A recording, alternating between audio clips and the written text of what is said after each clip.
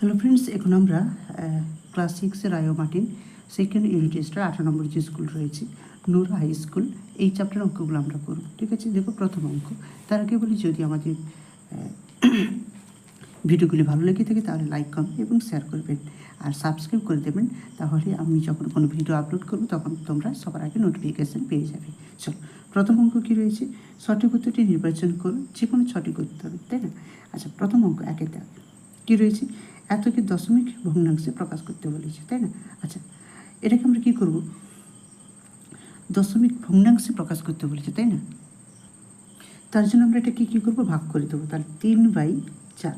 তাহলে আমরা 3কে যদি আমরা 4 দিয়ে ভাগ করি তাহলে দশমিক দিয়ে 0 বসাবো, তাই না? 7 4 28 হয়, তাই না? 7 4 7 7 4 28। আচ্ছা, এখানে 4 দিয়ে ভাগ করতে হবে, 7 4 28 হয়ে যাবে, তাই